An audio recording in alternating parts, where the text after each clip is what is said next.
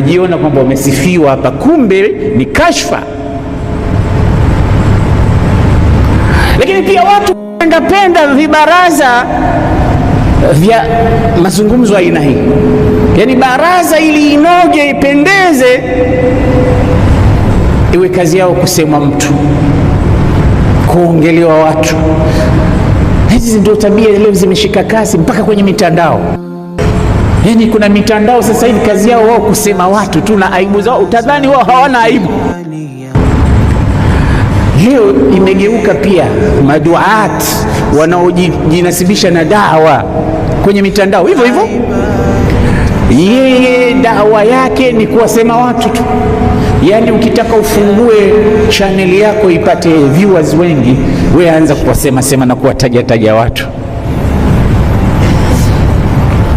Ukifungua mtandao ukawa unasomesha labda fiqhi au tajwid au somo lolote, mtu apate kujua swala yake nini, wala hukuti mtu anafuatilia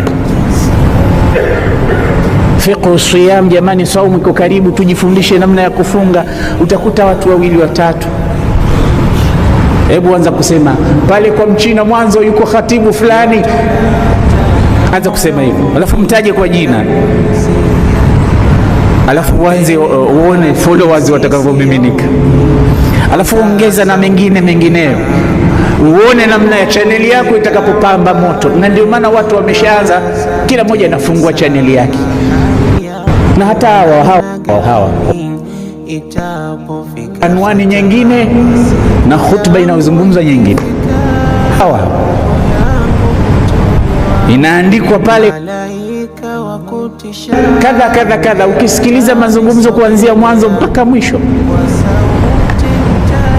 mazungumzo yaliyozungumzwa yako kule, na heading au maudhui, mada iliyokwepa kichwa cha habari kiko kwingine.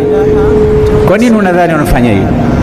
Kwa sababu wamesoma alama ya nyakati, wakajua kumbe tukianza kusema fulani leo amewashushia nyundo fulani, ukisikia hizo nyundo hamna hata spana, hamna watu, kwa sababu ndo wanazozitaka.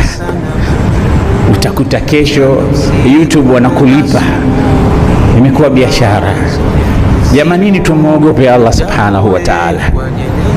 Hizo biashara unazofikiria unachuma kidogo, siku ya kiyama itakuwa wabalan alaika.